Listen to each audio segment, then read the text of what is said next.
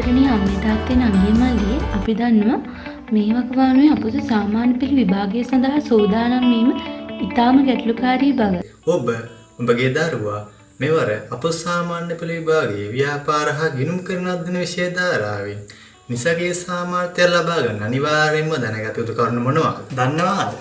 මම Easy Way of Learning ආයතනත් සමග පර්යේෂණශීලීව සහ ගවේෂණාත්මක පසුගිය වර්ෂ 10 තුලදී ප්‍රශ්න මත ව්‍යුහ සකස්ම පිළිබඳ සිදු කරන ලද අධ්‍යයනයේ එකම ප්‍රශ්නේ නැවත නැවත ඇසීමේ අවස්ථාත් එකම පාඩම් වලින් එකම ප්‍රශ්න මතේ විවිධ තැන්වලදී මෙම පාඩමෙම නැවත ප්‍රශ්න ඇසීමේ අවස්ථාව මේ වැඩසටහනේ MG සර්ට ශක්තියක් වෙන්න අපිත් එන්නවා MG සර් එක්ක ඔයාලව ගොඩ. දැන් මේ ප්‍රශ්නෙට විසඳුමක් විදිහට Easy Way of Learning ආයතනයත් එක්ක එකතු වෙලා ඔයාලගේ MG සර් අපොස සාමාන්‍ය පෙළ විභාගයෙන් ඔයාලව ගොඩ දාන්න විශේෂ වැඩසටහනක් සැලසුම් කරලා තියෙනවා. මේ සාමර්ථ්‍යයක් සඳහාම සැකසුණු විශිෂ්ටයන්ගේ ඔන්ලයින් රිවිෂන් ක්ලාස් එක සඳහා අපගේ පූර්ණ සහාය අපි MG සර්ට ලබා දෙනවා. මේ දෙසැම්බර් 15 වන දින සිට රාත්‍රී 8 සිට පුරා පැය 2ක් දිනපතා මෙම වැඩසටහන අපොස සාමාන්‍ය පෙළ විභාගය දක්වා සම්පූර්ණයෙන්ම නොමිලේ පැවැත්වීමට අප සූදානම්. ඔයාලට වැඩි විස්තර දැන ගැනීමට අවශ්‍ය නම් ඔයාලා මොකක්ද කරන්න ඕන? කොමර්ස් ස්පේස් ඔයාලගේ නම සහ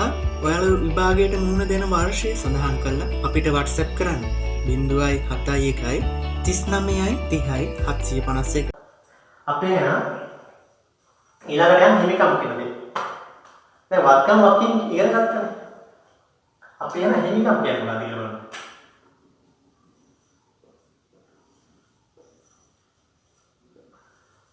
හරි. හිමිකම් කියන්නේ සරලයි වත්කම් වලින් වකින් අඩු කරනවා. ඔන්නතර. දැන් අපි කාලේ වත්කම් ඉගෙන ගත්තා වගකීම් ඉගෙන ගත්තා. මේ වත්කම් වලින් වගකීම් ටික අඩු කරාම තමයි හිමිකම් වෙන්නේ. හරිනේ? ඔන්න ඔතන හිමිකම කියන්නේ. ඉතින් හිමිකම වැඩි වෙන්න හෝ අඩු වෙන්න බලපාන සාධක තියෙනවා. මම කියන්න. මම හිමිකමකට උදාහරණයක් කියන්නම්. දැන් ව්‍යාපාරය ආරම්භ කරද්දී මුලින්ම ආරම්භ කරද්දී ව්‍යාපාරය ආරම්භ කරන අනිවාර්ය සල්ලි එතනේ. බිල්ඩින් එකක් ගන්නවා නැත්නම් බිල්ඩින් එකක් හදන්න ඕනේ බඩ්ඩි ගලා ගන්න ඕනේ පුස්සිටියකට උදාහරණයක් පුස්සිටිය පටන් ගන්න නිකම් පුස්සිටියක් තියලා මේ බඩු නැතුව මිනිස්සු එන්නේ නැහැ බඩු ගෙනත් දාන්නේ නැහැ නේ විකුණන්න බඩු ගෙනත් දාන්න ඕනේ ඒක නිසා ඒවට සල්ලි වල මුලින්ම ආයෝජනය කරන්න බැහැ අන්නේ ආයෝජන සඳහා මුලින් යම්කිසි මුදලක් අවශ්‍යයි එතකොට මේ මුදල මුලින්ම ව්‍යාපාරයට අයිතිකරුවෝ විසින් නේ ව්‍යාපාරය ආරම්භ කරන පාර්ශ්වය විසින් යම්කිසි මුදලක් ව්‍යාපාර වෙනුවෙන් යොදවනවා නේ යොදවනවා අන්නේ මුදලට අපි කියනවා මොකද්ද ප්‍රාර්ථනා කියලා ව්‍යාපාරිකයන් ව්‍යාපාර ආරම්භය හරි මේ ව්‍යාපාර අයිතිකරුවන් ව්‍යාපාරයේ යොදවන මුදල් වලට අපි කියනවා ප්‍රාර්ථනා කියලා හරිනේ එතන ප්‍රාර්ථනාවේ හිමිකම හරිනේ එතන ප්‍රාර්ථනාවේ දෙවුවම මොකද්ද වෙන්නේ ප්‍රාර්ථනාවේ දෙවුවම ව්‍යාපාරයේ පැත්තෙන් මුදල් එනවා මුදල් ටිකක් එනවා. අයිතිකරුවෝ අපිට ව්‍යාපාරයට සල්ලි දාන්නේ. ඒතර ව්‍යාපාරයෙන් කියන ව්‍යාපාරයේ පැත්තෙන් මුදල් ගලා එනවා. මේ ගලා එනවා. ඊට පස්සේ වැඩි වෙන්නේ බලන්නේ හිමිකම්. ප්‍රාර්ථනාවේගෙන හිමිකම් වැඩි වෙනවා. ව්‍යාපාරේ ප්‍රාර්ථනාව. අයිතිකරුවෝ දෙව මුදල. ඒක වැඩි වෙනවා. හරිනේ. හිමිකම් කියන්නේ වත්කම් වලින් වක්කීම් අඩු වෙනවා තමයි හිමිකම් වෙන්නේ. හරි. බොහොම සරලයි. වත්කම් වක්කීම් පුරවන්න හිමිකම් එක බොහොම ලේසි. ඊට පස්සේ මම කියන්නම් මේ හිමිකම්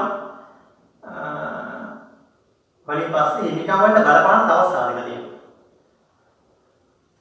දැන් මේකෙම අනිත් පැත්තත් වෙන්න පුළුවන්. දැන් හිමිකම් වැඩි වෙනකනේ අයිතිකරු ප්‍රාර්ථනාවේ යදුවාම හිමිකම් වැඩි වෙනවා. හරිද? ඒක අනිත් පැත්ත වෙන්න පුළුවන්. දැන් අයිතිකරු ව්‍යාපාරයට සල්ලි දැම්මාම හිමිකම් වැඩි වෙනවා වගේම හිමිකම් අඩු වෙන කොමක් කරාද?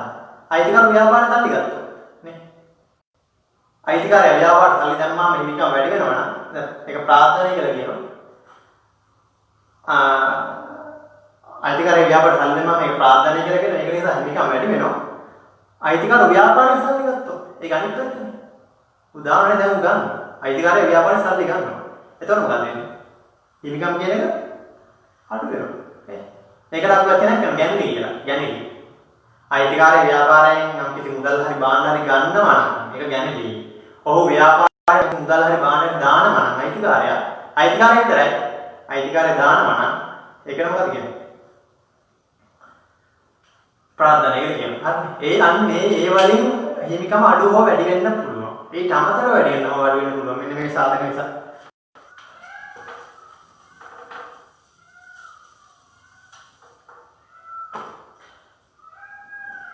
ආදායම සහ හිමිකම් මේ වියදම්.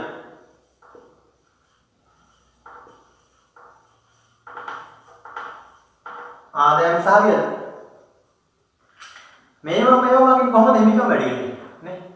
මොකද කොන්චි මොලේට මේක දරා ගන්න අමාරුයි. මේක හිමින් මම මේ සරලව පැහැදිලි කරනවා. උදාහරණ මගින් මම පැහැදිලි කරන්නේ ඒකයි. මට මොකද නැත්තම් නිරවචන කියන්න යන්න පුළුවන් ආදායම වෙන මේකයි කියලා. වැඩක් නැහැ. මම දන්නේ ඒක තේරුම් ගන්න බෑ කියලා කොහොමද. ඒක නිසා දැන් උදාහරණයක් මගින් පැහැදිලි කරන්නේ. ආදායම සහ වියදම්. දැන් තේ සමහරවල් නිර්වචන කඩපාඩම් කරලා ඇත්තේ. මම දන්නවා අනිවාර්යයෙන් නිර්වචන කඩපාඩම් කරලා ඇත්තේ. නමුත් විභාගයේදී වක්‍රෝපත් නේද උත්තර ලියා ගන්න බෑ.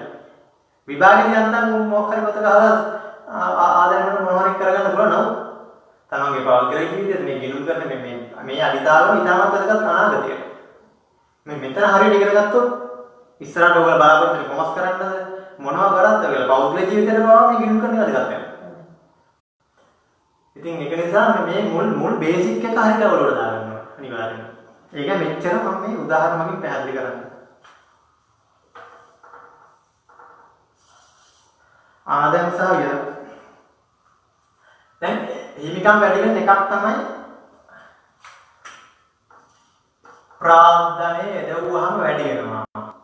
ගැනීම කියන එක ඒ කියන්නේ අයිතිකාරයා ව්‍යාපාරයෙන් ගත්තා, බඩුවාරේ සල්ලි හරි ගත්තා, ලාච්චුවෙන් ගත්තා. අයිතිකාරයා ව්‍යාපාරයෙන් ගත්තා. ඒතර අයිතිකාරයා ව්‍යාපාරයෙන් දෙන්නේ. හොඳට මතක තියාගන්න. දැන් ඔයා පුස්තිටි දැම්මට පුස්තිටි අයවයි කියන දෙන්නේ. හරිද? ඔයා වෙන පාර්ශවය. ඔයා ඒකේ අයිතිකාරු කියන පාර්ශවය. පුස්තිටි කියන්නේ වෙන පාර්ශවයක්. හරි? ඔයා ඒක සල්ලි දැම්මොත් පුස්තිටි පැත්තෙන් මේක ප්‍රාර්ථනයක්. ඔයා ඒකෙන් ලාච්චුවෙන් සල්ලි අරන් ගියොත් ඔයාගේ පෞද්ගලික වේදම් වලට ඒක ගැනලි මේ ගණන් තමයි. හරි? එතකොට ඒකෙදි හිමිකම ව්‍යාපාර හිමිකම අඩු හෝ වැඩි වෙන්න පුළුවන් මේ ආකාරයෙන්. හරි. ඒක එක ක්‍රමයක් හිමිකම වැඩි හෝ අඩු වෙන්න. ඊළඟ ක්‍රමය තමයි ආදායම් සහ වියදම්. මේක කොහොමද වැඩි වෙන්නේ අඩු වෙන්නේ මම කොහොමද කියන්නේ? ආදායම් කියන්නේ මොකද? අපි සරලව හිතමු. මොන වෙලාවෙ දේවත්වයක් තියෙන විදිහට. ඔයාලා අමලතර කියන්නේ. දැන් ආදායමත් අරුයි දේවත් තියෙන. දැන් මේ පැය නිසා දෙක කරන්න බෑ. නේ? ඒ මොකද ඒක? ආදායමක් කියන්නේ සල්ලි ගණනයි මන්නේ. සරලව හිතන්න සල්ලි ගණනයි මන්නේ. අපේ පැත්තෙන් මාසියක් නේ. ඊට පස්සේ වියදමක් කියන්නේ. වියදමත් වැඩි දැන් මේ වැඩි නිසා වියදමත් වැඩි. දැන් සමහරවිට මොනවාරි දෙයක් කරන්න ගියොත් අමලතර කියන්නේ. වියදම් වැඩි ඔය වැඩේ නම් කරන්න වියදම් වැඩි. ඕකට වියදම් වැඩි. මට ඔය විතර වියදම් කරන්න බෑ. ඔයා මොනවාරි කෝස් එකක් කරන්න කියනවා. අනේ මට ඔයාලා දැන් අම්මලාගේ තාත්තලාගෙන් ඉල්ලනවා. මට මේ කෝස් එක කරන්න ඕනේ අම්මේ. අනේ මට ඔය විතර වියදම් කරන්න බෑ. මගේ මෙච්චර සල්ලි වල වියදම් කරන්න බෑ. වියදම් කියන්නේ අපෙන් යනවනේ. ඒ වගේ ව්‍යාපාර පැත්තෙත් ඒකයි. ව්‍යාපාර පැත්තෙන් කියන්නේ වාසිදායකයක්. මේ සරලව හිතන්න මේක මම ආදායම් නිර්වචනයට අදාළ කරගන්න. සරලව හිතන්න වාසිදායකයක් නේ. අවාසිදායක නම් වියදම. වාසිදායක නම් ආදායම කන්නේ ආකාරය. හරි. එතකොට ආදායම් කියන නිර්වචනේ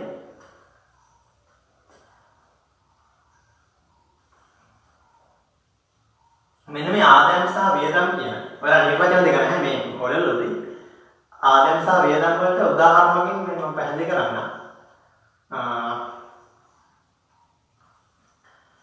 හිමිකම් වැඩි වීම සහ අඩු වීමට බලපාන කොහොමද? හරි. හිමිකම් කියන කාරණේ දැන් ආදායම් වියදම්. මේ ආදායම් සහ වියදම් කියන එකේ වෙනස. හරිද? වෙනස අපි කියනවා ලාභය කියලා. ලාභය හෝ අලාභය. ලාභයක් වෙන්න නම් ආදායම වැඩි වෙන්න ඕනේ වියදම් වලට වඩා. හරිද? ආදායම වැඩි වෙන්න ඕනේ වියදම් වලට වඩා.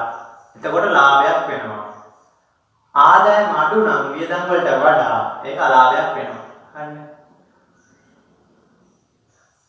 මේ විදිහට ඔයාලා ගෙදරට ඔන්න ඔයාලා තේවතු 30ක් කර දෙකක් තියෙනවා. මාසෙකට ආදායම වෙනවා ඒ කියන්නේ දළු විකුණලා සල්ලි හම්බ වෙනවා රුපියල් ලක්ෂ 2ක්. අපි දැන් මාසෙකට ලක්ෂ 2ක් හම්බ වෙනවා කියලා තේවත් දළු විකුණනවා. ඒ තේවත්තර ඔයාලා පෝර එහෙම දානවා. අර ඊට පස්සේ දළු ගන්න මිනිස්සුන්ට සල්ලි ගෙවනවා. නේ? අන්න ඒ වගේ තේවත්තර කරන වියදම් මොනවද? අන්නේ වියදම් අපි හිතමු ලක්ෂයක් යනවා කියලා. තේවත්තෙන් තේ දළු විකුණන ලක්ෂ 2ක් ආදායම. ඒ තේවත්තටම තව එක පෝර දාන්න, ඒ දළු ගන්න මිනිස්සුන්ට සල්ලි ගෙවන්න ඒවට ලක්ෂයක් කරනවා. එතන මොකක්ද වෙන්නේ? ආදායම ලක්ෂ 2යි. වියදම ලක්ෂයයි. මොකක්ද වෙන්නේ? ලාභය දාලා ලාභයක් එන්නේ නේ. ලක්ෂ 2කින් ලක්ෂයක් ගියාම ලක්ෂයයි. ඒක ලාභයක් නේ. එහෙම නැත්නම් මෙතන ලක්ෂ 2කින් මෙතන ලක්ෂ 3ක් ගියා. මොකද වෙන්නේ? අලාභයක්. ඒ ආදායමට වඩා වියදම වැඩි නම් අලාභයක්. ආදායමට වඩා වියදම අඩු නම් ලාභයක්. හරිනේ. එතකොට මෙන්න මේ ලාභය කියන එක ඉනිකවට බලපන්. හරිද? ප්‍රාර්ථනාවට බලපන්. මතක තියාගන්න මෙන්න මේ දේ.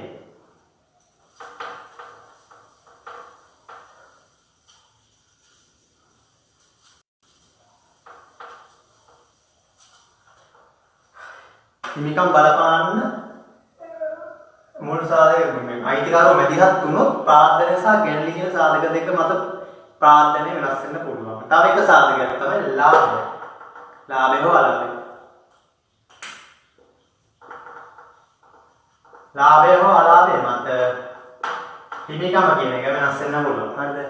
ලාභයක් ආවොත් ව්‍යාපාරයේ තියෙන අයිතිය වැඩි වෙනවානේ. හිමිකම් නේ. ව්‍යාපාරයේ තියෙන අයිතිය. නැත්නම් ලාභය නිසා ව්‍යාපාරයේ තියෙන අයිතිය නැත්නම් මේ සමුදයන් ෆන්ඩයක් විදිහට ව්‍යාපාරයේ ඉහළ යනවා නේ. අපි මේ ප්‍රාර්ථනය කියන්නේ මේ හිමිකම ප්‍රාර්ථනය කියන්නේ ෆන්ඩයක් කියලා හිතන්නකො නිකන් සරලව. එතන ෆන්ඩ් එක වැඩි වෙනවද නැද්ද නේ ලාභයක් නිසා නේ. ලාභය නිසා ෆන්ඩ් එක වැඩි වෙනවා. ඔයාලා ගාව කිසියම් මුදලක් එකතු කරලා තියෙනවා. ඒ මේ නැත්නම් අපි හිතමු වෙන අයිතිකරුතුන ප්‍රාර්ථනය කියන්නේ ඒ වයින් කරලා කිසියම් මුදලක් එකතු කරලා දෙන ව්‍යාපාරයක්. ව්‍යාපාරේ සාමාන්‍ය හිතන්නේ ගෙදර කොලින් කියලා කිසියම් මුදලක්. උදාහරණ තේවත්තේ උදාහරණ ගන්නකො තේවත්තේ උදාහරණය.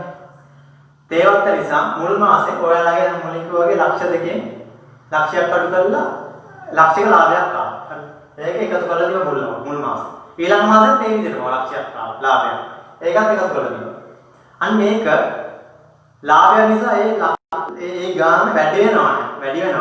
ඒ වගේම අලාභයන් නිසා ඒ ගාන අඩු වෙනවා. ඒක තමයි මේ හිමිකම කියන ගණයට වෙනස් වෙන්න බලපාන එක සාධක දෙකක් තමයි මේ සාධකයක් තමයි ලාභය හෝ අලාභය. හරි. ඒ ලාභය හෝ අලාභය තීරණය වෙන්නේ මොකක් මතද? ආදායම හා වියදම මත. හරිනේ. ආදායම හා වියදම මත. බොහොම සරලව මේ පැහැදිලි කරන්නේ. හරිනේ. හිමිකම වැඩි හෝ අඩු වෙන්න බලපාන සාධක දෙකක් තියෙන ප්‍රාර්ථනය ගැන අනිත් සාධකය තමයි මේ සාධක දෙක බලපාන්නේ අයිතිකරුවන් නිසා. හරිද? අයිතිකරුවන්ගේ සල්ලි හම්බුනොත් ප්‍රාර්ථනයක් වෙනවා. තොර හිමිකම් වැඩි වෙනවා. අයිතිකරුවෝ ව්‍යාපාරයේ සල්ලි හරි මුදල් හරි ගත්තොත් උන්ගේ ප්‍රයෝජනෙට ඒක ගැනලි වෙනවා. එතකොට හිමිකම් අඩු වෙනවා. හරි. එහෙම නැත්නම් ආදායම හා වියදම අතර වෙනස ලාභය මගින් මේ හිමිකම කියන එක වැඩි හෝ අඩු වෙන්න පුළුවන්. ලාභයක් නම් හිමිකම වැඩි වෙනවා. අලාභයක් නම් හිමිකම අඩු වෙනවා. හරිනේ. අර ෆන්ඩ් එක කියන එක පොඩ්ඩක් නිකන් පැත්තකින් තියාගෙන උදාහරණයක් වගේ මේ හිමිකම කියන්නේ. හරි ෆන්ඩ් එක කියන්නේ නෝමල් එකේ තියෙන මේ නෝමල් උදාහරණයක් කියලා සාමාන්‍ය උදාහරණයක් කියලා ඔයාලා ඒක නිකන් මතක තියාගන්න. එතකොට මේ හිමිකම කියන එකට මේ ලාභය හෝ අලාභය වැඩි හෝ අඩු වෙන විදිහට මත මේ ලේසි එක මතක තියාගන්න. ෆන්ඩ් එකට ලාභයක් ආවොත් වැඩි වෙනවනේ. ඒතකොට ෆන්ඩ් එක වැඩි වෙනනේ. ෆන්ඩ් එක කියන්නේ හිමිකම කියලා හිතාගන්න. හිමිකම වැඩි වෙනවා. ඒ ෆන්ඩ් එකෙන් අලාභයක් නිසා ඒ ෆන්ඩ් එක අඩු වෙනවා. අන්න ඒ විදිහට මත තියාගන්න. හරි. මීට මේ නිර්වචන තියෙනවා. මොකද ඔයාලගේ මට්ටමේ එච්චර ලොකු නිර්වචන නැහැ. වත්කමක් ඉන්නවා හිමිකම වල ඉවරයි තමයි තියෙන්නේ. ලාභය අලාභය කියන ආදාය වියදම් කියන කැටගරියේ මොනවද ආදායම් වලට අයිති වෙන්නේ මොනවද වියදම් වලට අයිති වෙන්නේ මොනවද කියලා ඉගෙන ගන්න තියෙනවා. ඉතින් ඒක සරලව මේ විදිහට අපි මම ආදායමක් වෙන්නේ මොකද්ද? අර මම කිව්වා වගේ තේවත්. තේවත් උදාහරණ කියන්නේ. වීදමනත් ඒකම කියන්නේ. අතන ආදාය වේදන් ටික හරි. වත්කම් වාක්‍යයෙන් හිමිකම් මේ ටික හරි. දැන් මේ එක් ගිණුම් වලට එක් සංරචක වලට ආයතන ගිණුම් කියන්නේ ගණකර වගේ මේ සංරචක වලට ගිණුම් නිර්මාණය කොහොමද? හරි. ඒ ටික දැන් ඉගෙන ගමු.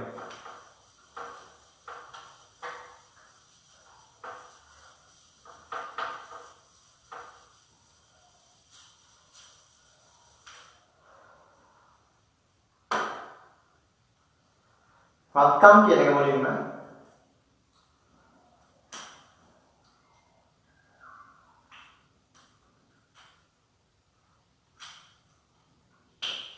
අපි මෙහෙම හිතමු. බැංකු ණයක් ගත්තා. හරිද? ඒ උදාහරණ ගන්න බැංකු ණයක් අපි ගත්ත බැංකුවෙන්. ව්‍යාපාර ඔස්සේටියට අපි බැංකු ණයක් ගත්තා. සල්ලි මදිලා අපි බැංකුවට ගිහලා ණයක් ගත්තා. ඒක කොහොමද යන්නේ? බැංකු ණය ගත්තාම අපිට මොනවද හම්බෙන්නේ? මුදල්නේ. නේ? මුදල් හම්බ වෙනවනේ. මේ ව්‍යාපාරය මේක නම් මේක ව්‍යාපාරයේ ඔස්සේටිය. මේක බැංක් එක. BOC හරි මොකක් හරි කියනකො BOC කියලා නම් කරන්න. මේකෙන් ව්‍යාපාරේ බැංකු ණයක් ගත්තොත් බැංකු ණය. බැංකු ණයක් ගත්තොත් බැංකුවෙන් අපිට සල්ලි හැම මුදල් හම්බෙන්නේ නේ. මුදල් හරි ඒකට චෙක් එකක් මොකක් හරි නෙමෙයි. මොනවා හරි අපිට දෙන්නේ අපි මුදල් කියන දාන්නේ මුදල් හම්බ වෙනවා අපිට ව්‍යාපාරයට. අපි මොකක්ද ඒගොල්ලන්ට කරන්නේ? සෑම ගනුදෙනුවකදීම දිත්ත බලනවා. ඒ කියන්නේ ඒක ඉස්සරහා පාඩමක කියලා දෙනවා. ඒක නිසා දැන් මුලින්ම මුදල් හම් වෙනවා ව්‍යාපාරයේ පැත්තට. අපි මොනවද කරන්න ඕනේ බැංකුව පැත්තේ? බැංකුව පැත්තට මොනවද කරන්න ඕනේ? අපි සල්ලි ගෙවන්න බැහැ. ඒක අත්ත ගන්න අපි ආයෙම පොලියත් එක ගෙවන්න බෑ. අපේ පැත්තේ මොකද? අපිට සල්ලි හම්බුණා වගේ අර ගනුදෙනු මොකද්ද? ගන්න දෙනවා. හරිද? මේක ගන්න. මුදල් ගන්න. දෙනු මොනවද? මොනවද ගන්න දෙන්නේ? දෙනු මොකද්ද? ඒ ගත්ත මුදල එහෙමම පොලියත් එක්ක ගෙවනවා නේ. නැත්තම් ණය ගෙවීම ණය. ණය ගෙවන පොලියත් එක්ක. නේ? අවදාන දෙන්න කියන්නේ. එතකොට මේක අපි ගෙවන්නේ බෑනේ. නිර්වචන දාන්න. නිර්වචන. වාක්‍ය නිර්වචන මේක ගන්න පුළුවන්. නේ? අපි ගෙවන්න බෑනේ අනාගතේ අපි ආර්ථික සම්පත් ව්‍යාපාරයෙන් ගලා යනවා පිටතට. එහෙනම් BOC එකට අපි ආර්ථික සම්පත් ගලා BOC එකට අපි ලබා දෙනවා. නැත්නම් අපි ව්‍යාපාරයෙන් ගලා යනවා BOC එකට නේ. ව්‍යාපාරයේ තියෙන සල්ලි BOC එකට දෙනවා. ඒ කියන්නේ ණය ගොඩ කියන්නේ නේ. එතකොට ඒක මොකද්ද? මුදල් කියන එක එතන අපිට සල්ලි හම්බීමක් නේ. එතකොට ඒක වකම් කියලා ගන්න පුළුවන්. මේ ණය කියන එක නැත්නම් බැංකු ණය කියන එක අපිට ගන්න පුළුවන්. ඔයාලා කියන්නේ කියලා. ඇයි? මුදල් වකම් වලට ගන්නේ කොහොමද? මුදල් කියන එක ව්‍යාපාරයට හම්බ වෙනවා නේ. එතකොට අපිට මුදල් වලින් අනාගත ආර්ථික මේ සම්පත් ව්‍යාපාරයට ගලාගෙන ඉදිරියට කටයුතු කරන්න පුළුවන් මොනවද? එක්ක මැෂින් එකක් ගන්න පුළුවන් එක්ක නැත්නම් බරොටියක් ගන්න දාගන්න පුළුවන් නේ. අන්න ඒ වගේ. ව්‍යාපාරයෙන් ණයවදී ව්‍යාපාරේ මුදල් හරි මොනවා හරි ආර්ථික සම්පන්න ගලා යන්නේ නේ. ඒතර ඒක වාක්‍යය. හරිද? අන්නෝමයි වක්කම අපි වෙන් කරලා හඳුනාගන්නේ. හරි. මේ කියන දේ මම කිසි අපහසු තත්ත්වයක් තියෙනවා. අපේ WhatsApp අංකයට මම මැසේජ් එකක් දාන්න කීප දෙනෙක් ළමයි මේ මැසේජ් සමහර ප්‍රශ්න යොමු කරලා තියෙනවා. අපි ඒක ඉස්සරහ 27 වෙනිදා සාකච්ඡා කරන්න. තවත් ඔයාලගේ අද වැඩසටහනින් හරි කලින් වැඩසටහනින් වලින් කිසි ප්‍රශ්නයක් මතුවොත් ඒක ලියලා අපේ WhatsApp අංකයට යොමු කරන්න. දැන් තව ගොඩක් ළමයි අතරම මැසේජ් එකේ ප්‍රශ්න යොමු කරලා තියෙනවා අපිට. අපි ඒව සාකච්ඡා කරමු 27 වෙනිදා. හරි එහෙනම් අන්න විදිහට දැන් වක්කම් කියන එක අපි සරලව ධාරණය කරගන්න පුළුවන්. හරි. සෑම ගණන්වලින්ම ගිණුම් දෙකකට බලපාන. හරි මතක තියාගන්න ගිණුම් දෙකකට. එක්ක එකම ගිණුම වැඩි හෝ අඩු වෙනවා. ඒකත් මම මේ විදිහට පැහැදිලි කරනවා. දැන් මෙතනදී වත්කම සහ වක්කම් කියන ගිණුම් දෙකකට සංරාජ්‍ය දෙකකනේ බලපෑවේ නේ. වත්කමුත් වැඩි වුණා. වගකීමුත් වැඩි වුණා. හරිනේ. ඒක ඉස්සරහ ගෙනු කරන සමීකරණයේදී මම හෙට අද රාට ගෙනු කරන සමීකරණ ඒ පාඩමේදී මම මේ කොහොමද වත්කම් හෝ වගකීම් අඩු වැඩි වෙන්නේ සමීකරණයට බලපාන්නේ කොහොමද කියලා ඒක කියලා දෙන්නම්. දැන්ට මේක මුදල් කියන යාවට ගලායම ඒතර මුදල් කියන එක වත්කම් වලට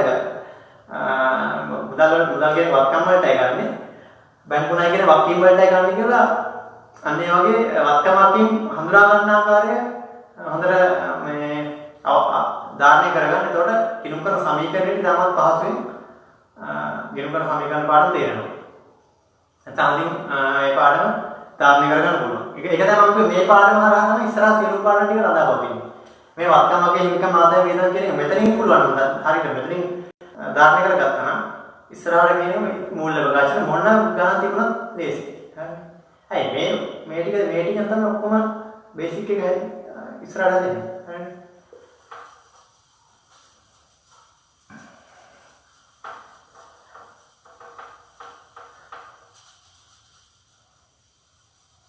හරි. අපි එහෙනම් බලමු. දැන් මේ වත්කම් කියන එක අපිට කොටස් දෙකකට බෙදන්න පුළුවන්. හරිනේ. වත්කම් කියන එක කොටස් දෙකකට බෙදන්න පුළුවන්. කොහොමද?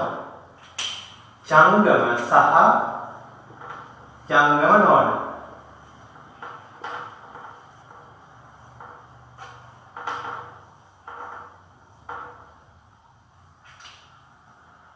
ජංගම සහ ජංගම නොවන. ජංගම කියන්නේ මොකක්ද? ජංගම කියන්නේ මාස 12ක් තුල නැත්නම් අවුරුද්දක් තුල. මාස 12ක් තුල ජංගම නොවන කියන්නේ අවුරුද්දකට වැඩි. හරිනේ? ඔන්නම් මාස 12 ජංගම නම් මාස 12යි. ජංගම නොවන නම් අවුරුද්දකට වැඩි. මොකක්ද අවුරුද්දකට වැඩි? මාස සහ මොකක්ද මාස 12ක් තුල වෙන්න ඕන. මේ වත්කම කියන එක සිදු වෙන්න ඕනේ. ඒ කියන්නේ දැන් අපි හිතමු මෙහෙම.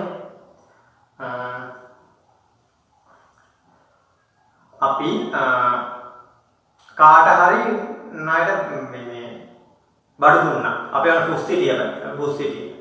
අපේ ව්‍යාපාරේ කවුරු හරි පුද්ගලයෙක්ට අපි හිතමු සුමිල් කියන අපි හිතමු නිමල් කියන පුද්ගලයා අපේ පුස්තිටියෙන් මේ බඩුව වගේක් අරන් ගියා. එයා කිව්වා මට පඩියම් මේ දවසේ මම මෙදාට බඩුවට සල්ලි දෙන්නම් කියලා. එයා ණයට අරන් ගියා.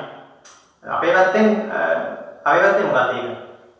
එයාගේ සල්ලි හම්බෙන්න බෑ. අනාගත ආර්ථික ප්‍රතිලාභ ව්‍යාපාරේ ගලා එන්න ඕනේ. එයාගේ සල්ලි හම්බෙන්න ඕනේ. මොකද අපේ පැත්තෙන් මොකද වත්කම අපි ණය ගැති කියන වත්කම. ණය ගැති. හරිනේ. නිමල් කියන්නේ අපේ ණය ගැති. අපේ පැත්තෙන් බලන්න ව්‍යාපාරේ පැත්තෙන් බලන්න අපිට එයාගෙන් සල්ලි හම්බෙන්න ඕනේ නේ. එයා අද බඩු අරන් ගියා. එයා කවදාද අපිට සල්ලි දෙන්නේ බෑ නේ. ඒතර අපේ පැත්තෙන් මොකද ව්‍යාපාරේ පැත්තෙන් එයාගෙන් සල්ලි හම්බෙන්න ඕනේ. නිමල් කියන එකෙන් සල්ලි හම්බෙන්න ඕනේ. මොකද? අනාගත ආර්ථික ප්‍රතිලාභ ව්‍යාපාරයට ගලා එනවනේ. වත්කම. මොන වත්කම? ණය ගැති. ණය ගැති කියන වත්කම. හරිනේ. ඊට පස්සේ එහෙම බලන්න ව්‍යාපාරේ මොනවද ගලා ගියේ? එතනදී. දැන් අපේ ගණු අවස්ථා දෙනුවක් වෙනවනේ. ගණු දෙනුවන්නේ ඒකනේ. ගණුවක් වන ගණු තමයි එයාගෙන් සල්ලි ගන්න ඉස්සරහට සල්ලි ගන්න පුළුවන් අපිට. ඒක ගන්නවා. දෙනුව මොකද්ද? අපේ බාණ්ඩ ටික දුන්නා. නේ? ව්‍යාපාරික බාණ්ඩ ටික දුන්නා. නේ? මොකද දෙනවා? ඒක ගන්න දෙනවන්න ඕනේ. ගන්නවා වුණා ව්‍යාපාර සල්ලි හම්බ වෙනව ණය ගැතියකින්. ඒ නිමාගෙන පුද්ගලයන්ගේ සල්ලි හම්බ වෙනව ඉස්සරහදී දෙනුව මොකද්ද? බාණ්ඩ ටික දුන්නා. නේ? එතකොට බාණ්ඩ කියන්නේ මොනවද අපි? බාණ්ඩ කියන්නේ අපි වත්කමන්නේ.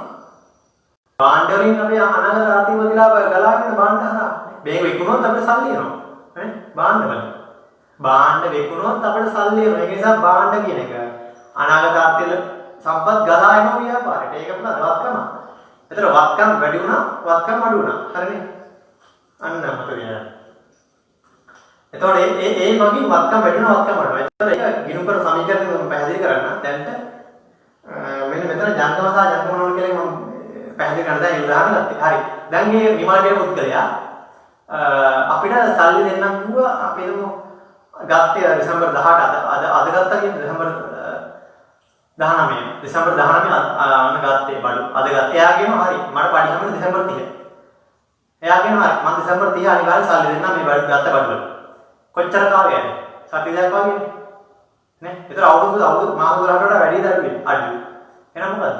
එයාගේ සල්ලි හම්බ වෙනවා සති දෙකක් වගේ කාලෙකදී. නැත්තම් මාස දෙකකට වඩා අඩු කාලෙකදී මේ මාස 12කට වඩා අඩු කාලෙකදී එයාගේ සල්ලි හම්බ වෙනවා අපිට නේ. එහෙනම් මොකද්ද ඒක? ජංගම. તો නායක ගති කියන්නේ ජංගම වත්කම නේ. අනාගත ආර්ථික ප්‍රතිලාභ අනාගත ආර්ථික සම්පත් අවුරුද්දකට වඩා අඩු කාලයකදී ගලා යනවා නම් ව්‍යාපාරයකට. ඒක ජංගම වත්කම. හරිද? ජංගම වගකීමක් වෙන්නේ අනාගත ආර්ථික ප්‍රතිලාභ සහිත සම්පත් අවුරුද්දකට වඩා අඩු කාලයකදී ගලා යනවා. හරිද? අනිත් එක තමයි ජංගම වත්කම වෙන්නේ. හරි. ජංගම වත්කම ජංගම කියන කොටස අවුරුද්දකට වඩා අඩු කාලයකදී. හරිනේ. ඒක වත්කම වල නිර්වචනයේ එහෙමමයි ජංගම කියන එක දැම්මොත් අවුරුද්දකට වඩා අඩු කාලයකදී ගලා යන්නේ හෝ ගලා එන්නේ. ජංගම නොවන නම් අවුරුද්දකට වඩා වැඩි කාලයකදී තමයි ගලා යන්නේ. හරි ගලා යන්නේ. හරිද? මෙහෙම හිතන්නකෝ. ජංගම නම් අවුරුද්දකට වැඩි. දැන් අපි ගත්ත ෆ්‍රිජ් එක. හරි. මොනවාද දෙසැම්බර් 19ද අපේ පුස්තිලිය නැත්නම් අපේ සුපර් මාකට් එකවල අපි ව්‍යාපාරික විදියට අපි ගිහිල්ලා සිංගරෙන් හරි මොකෙන් හරි අබාසෙන් හරි අපි ගත්ත ෆ්‍රිජ් එක. හරිද? ෆ්‍රිජ් එකක් ගත්තා. ෆ්‍රිජ් එක ගත්තාම අපිට ෆ්‍රිජ් එක හරහා අවුරුද්දකට අඩු කාලෙකින් මේ ෆ්‍රිජ් එක මේ කැල්ල විනාශ වෙලා යන්නේ නැහැ. මේ සාමාන්‍ය අවුරුද්දකට වැඩි කාලයක් පාවිච්චි කරන්න පුළුවන්. අපිට ආර්ථික ප්‍රතිලාභ සහිත සම්පත් අවුරුද්දකට වඩා වැඩි කාලයක් තුලදී තමයි මේ ව්‍යාපාර ජනිත වෙන්නේ. දැන් ෆ්‍රිජ් එක හරහා අපිට අවුරුදු 4-5ක් පාවිච්චි කරලා නැත්නම් ෆ්‍රිජ් එකේ ඔය ශීත කරන්න ඕන අයිටම් දාලා අපිට ඒ වගේ මොන සල්ලි ගන්න ඕන. ඒතකොට අනාගත ආර්ථික ප්‍රතිලාභ අවුරුද්දකට වැඩි කාලයකින් තමයි අපිට හම්බෙන්නේ. නැත්නම් ෆ්‍රිජ් එක අවුරුදු 5ක් පාවිච්චි කරලා බේරුණා. ඒකලොත් සල්ලි හම්බ වෙනවා අන්න ඒ වගේ. අවුරුද්දකට වැඩි කාලයක් වෙනකම් මේ අවුරුද්දකට වැඩි කාලයක් ගිහිල්ලා අපිට ආර්ථික ප්‍රතිලාභ සහිත සම්පත් ගලා එනවා නම් මුදල් හරි මොනවා හරි ගලා එනවා නම් ඒවට අපි කියනවා ජංගම නෝන කියලා. උදාහරණයක් ලියා ගන්න යන්ත්‍ර ඊට පස්සේ රත වාහන ගොඩනැගිල්ල අන්න ඒ වගේ ඊටම ඒ වගේ ජංගමවත්කම් වල ලියා ගන්න නායකතියෝ මුදල් හරිද ස්ථාවර තැන්පත් නෑ ස්ථාවරම ලියන්න භාණ්ඩාගාරික විල්පත් ඒ වගේ ඒවා නම් එච්චර වලට ලොකු භාණ්ඩාගාරික විල්පත් කියන ලොකු කියන්නේ ඒලවල වලට වගේ තමයි ඒක ඕනේ ඕල වලට ලියන්නේ නායකතියන් මුදල් ඊට පස්සේ තොගය අන්න ඒ වගේ තොගය ඒ වගේ උදාහරණ දෙකක් ගන්න ලියන්න ජංගම නොවනවට ලියන්නේ ඉදම් ගොඩනැගිලි යන්ත්‍ර සූත්‍ර අන්න ඒ වගේ දේවල්. හරි. මේ ඉස්සරහට ඉගෙන ගන්න සමීකරණේ ඒ වගේ ඒත් එක්ක තව ටිකක් ඉගෙන ගන්න පුළුවන්. අදට මේ යන්තම් මේ වත්කමක් කියන මොකද්ද? වක්කීමක් කියන මොකද්ද? හිමිකමක් කියන මොකද්ද? ආදායමක් කියන මොනවද කියලා ඉගෙන ගන්න. ඊට පස්සේ ජංගම සහ ජංගම නොවන කියලා විදිහට වත්කම් සහ වගකීම් බෙදන්න පුළුවන්. හරි. වගකීමත් මේ විදිහමයි. දැන් වත්කම් වලවත් ජංගම කියන්නේ මාස 12ක් කාලයක් තුළදී අපිට ආර්ථික ප්‍රතිලාභ ගලා යන ව්‍යාපාරයට මාස 12ක් ඇතුළත.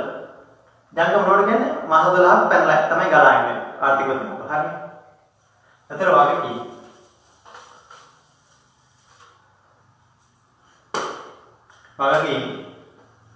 වගකීමුත් ඒ විදියයි.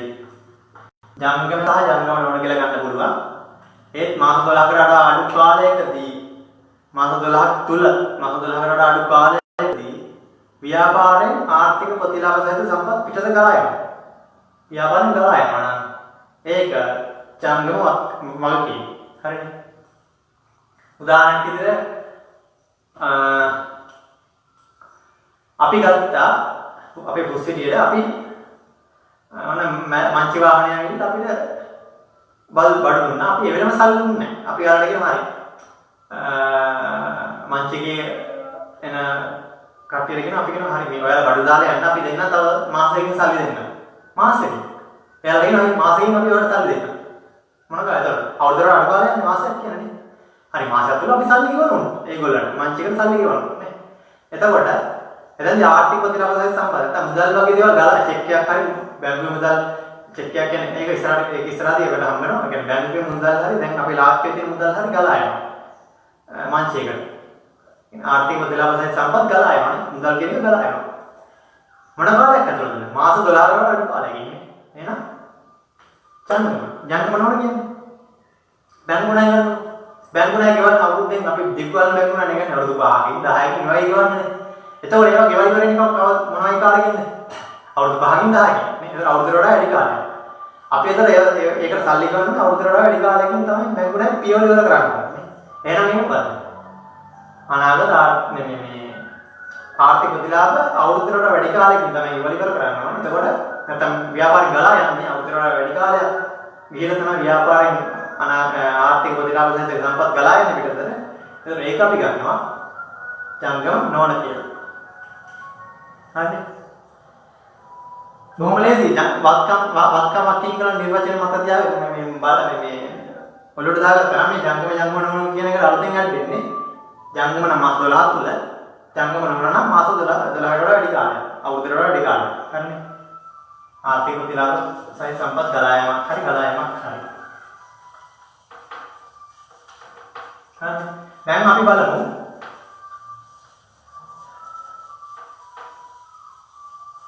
හිමිකම් ආදායම කියන කැටගරිස් ටිකක් ඉගෙන ගත්තා.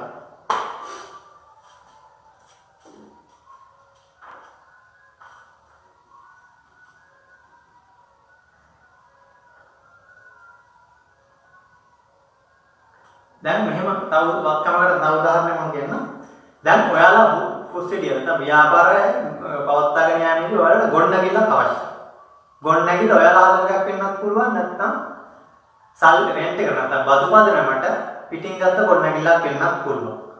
දැන් පිටින් ගත්ත ගොඩනැගිල්ලක් නම් ඒක අපේ යටතේ තියෙන අපේ අයිතියද? නෑ නේ. අපිට මේක හිතුවේ පාලනය කරන්න බෑ. බදු මුදල ගෙවන්න තමයි. නමුත් අපේ පාලනේ අපේ අයිතිය නේ. අපේ අයිතිය නෙමෙයි ඒක තියෙන්නේ නේ. අපේ අයිතිය නෙමෙයි තියෙන්නේ. කුලයට එකක් ගොඩනගිලා ඒක නිසා මොකද්ද? වත්කම් වලට ගන්න බෑ. කුලයට එකක් ගොඩනගිලා. හරිනේ. ඒක වත්කම් වලට ගන්න බෑ. අන ගොඩනැගිල්ල අපි සල්ලි දීලාම ගත්තා නේ. නැත්තම් ගොඩනැගිල්ල අපි මාදොට ගන්නවා. අපි ඒ පාලනය දෙන්නේ. අපි යට දෙන්නේ. අපි නැත්නම් අපේ අයිතිය තියෙන්නේ. එහෙනම් ඒක අපේ මොනවද වත්කම. අන්න ඒ වගේ. මේ නිර්වචනයේ යම් ගණනයකට අදාළ කරගත්තී හරිම ලේසියි මේක මේ තේරුම් ගන්න වත්කමද වක්කීමක් කියලා. වත්කම වල නිර්වචනයේ කොටස් තුනකට බෙදුවා. වක්කීම් වලත් ඒ වගේ කොටස් තුනකට බෙදුවා. ඒක අනිත් පැත්ත. හරි.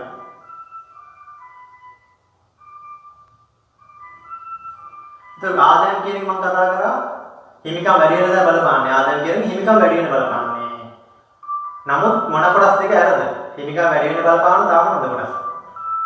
අතිරේක ප්‍රාර්ථනා අයිතිකරුවෙන් ප්‍රාර්ථනය දෙනවා. ඒක නැතුව අනිත් හිමිකම් වැඩි වෙන අනිත් බලපාන සියලුම ගන්න දෙනු ආදායම්. අතිරේක ප්‍රාර්ථනා නැත්නම් අයිතිකරු ප්‍රාර්ථනය දෙනවා. අතිරේක ප්‍රාර්ථන හැර මොකද්ද? අනිකුත් සියලුම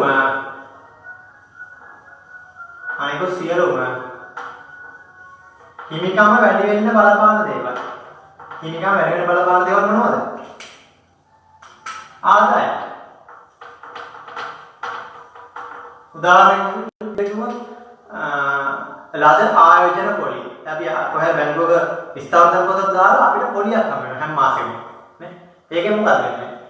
හිමිකම් වැඩි වෙනවා. හිමිකම් වැඩි වෙනවා. අපේ ෆන්ඩින් කියන කොට පැත්තකින් උදාහරණ විදිහට ෆන්ඩින් වැඩි වෙනවා. පොලිය වුණා ෆන්ඩ් එක දැම්මා. මේ වගේ හිමිකම් වැඩි වෙනවා. හරිද? ඒක උදාහරණයක් විදිහට ගත්ත එක වැඩි හිතාගන්න මොකද අපි තේරුම් ගන්න උදාහරණයක් විදිහට ගත්තේ ෆන්ඩ් එක කියන එක. හරි ඒක වැඩි මේ ලොකෝට හිතන්න ආදායම හිමිකමක්ද කියලා අඳුරා ගන්න ඒක අන්තම් මතක තියාගන්න ඕනේ. හරි. ඊට පස්සේ හිමිකම් කියන්නේ මේකයි මේ වියදම් කියන්නේ මේකයි. දැන් මේක අතිරේක ප්‍රාර්ථනාවේ ඊට පස්සේ මම කිව්වා හිමිකම් අඩු වෙන්න බලපාන සාධකයක් ගන්න. අයිතිකරු ව්‍යාපාරයේ මුදල් හරි භාණ්ඩ හරි ගන්න අයිතිකරු. හරි තමන්ගේ ප්‍රයෝජනයට. ව්‍යාපාරයේ තියෙන මුදල් හරි බාණ්ඩ හරි ගන්න. ඒක මොකද්ද ගැණිලි කියලා කිව්වා. ඒක හිමිකම අඩු වෙන බලපාන්නේ. එහෙනම් මේ ගැණිලි හැර අනෙකුත් සියලුම හිමිකම් මොකක් වෙනවද? අඩු වෙන්න. හිමිකම් අඩු වෙන්න. ගැණිලි හැර අනෙකුත් සියලුම හිමිකම් අඩු වීමට බලපාන ගනුදෙනු වලට කියනවා මොනවද? වියදම් කියලා. හරිනේ ඔන්න ඔච්චර ඔන්න ඔය ටික තමයි මූලිකව දැනගත යුත්තේ. හරිනේ. එතන මම ආදායම් සහ වියදම් වලට උදාහරණ දෙකක් තුනක් කියන්නම්. එතන ඔයගොල්ලෝ බලන්න හිමිකම් වැඩි වෙනවද අඩු වෙනවද කියලා. හරිනේ. ගැණිලි හැර අනිකුත් හිමිකම් අඩු වෙන බලපාන සියලුම දේවල් වියදම්. ගැණිලි හැර හරිද? හරිනේ.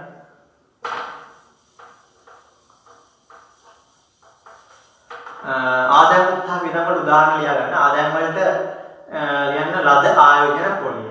ලද ආයෝජන පොලිය. ඊට පස්සේ ලද ගෙවල් පොලිය. ඒ කියන්නේ අපි අපේ ගියක් නැත්නම් ව්‍යාපාරයේ තියෙන බිල්ඩින් එක කවර කපල් එකකට කියන්නේ විවාහ වෙච්ච යුවලකට දුන්නා පදින් කියන්නේ. ඒගොල්ලෝ නැත්නම් රෙන්ට් එකට ඉල්ලනවා. ඒගොල්ලෝ දුන්නාම ඒගොල්ලෝගේ මාසපත අපිට යම් කිසි මුදලක් ගන්න ව්‍යාපාරේ. ඒක අපේ ආදායමක් නේ. එතකොට ඒක ලද ගෙවල් පොලිය අන්නේ වගේ. ඊට පස්සේ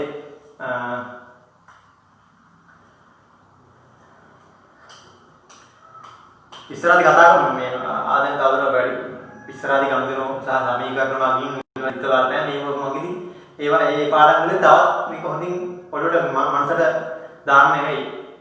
අද උදාහරණ දෙන්න සාකච්ඡා කරන මේ පාඩමේ තියෙන්නේ ගිණුම් ගන්න හැඳින්වීමක්. ඉතින් ඉස්සර සමීකරණ වලදී මේවා කොහොමද බලපාන්නේ? ඊට පස්සේ ගණිත වල දිත්ත බලපෑම මුදල් පොත හදද්දී, සුළු මුදල් පොත හදද්දී, විකුණන යන ගණිත වල ඔක්කොම හදද්දී මේවා ඔක්කොම අහුවෙනවා. ඒක තව තවත් මේවා ධාරණය කරගන්න පුළුවන්. හරිද? ඊළඟට බලමු ඊට පස්සේ යන්න ලද වට්ටම්. ඒකත් ආදායමක්. ලද වට්ටම්.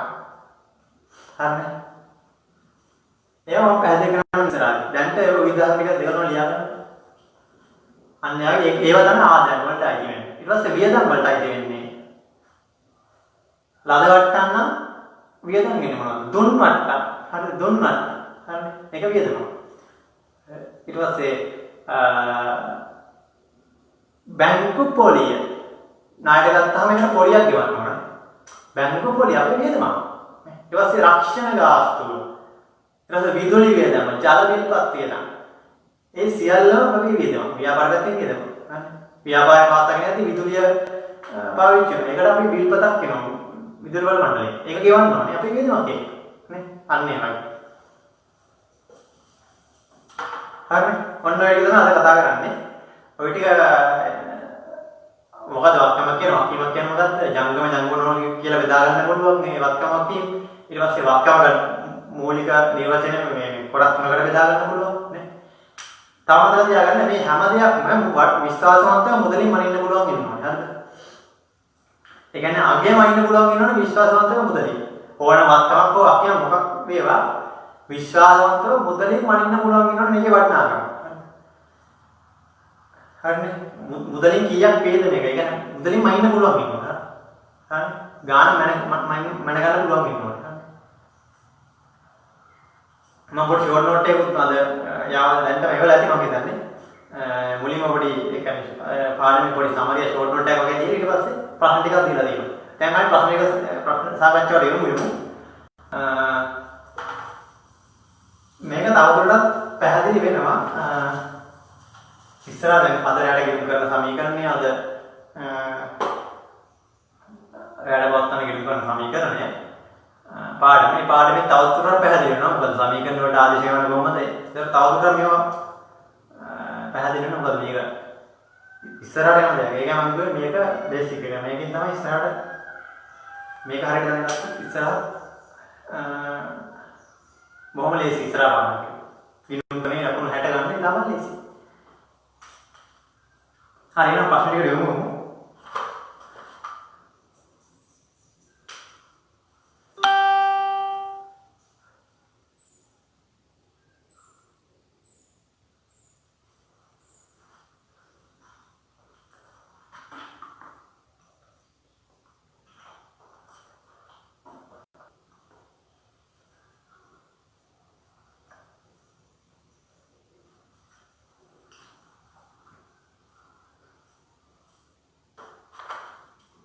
මුල්ම ප්‍රශ්නය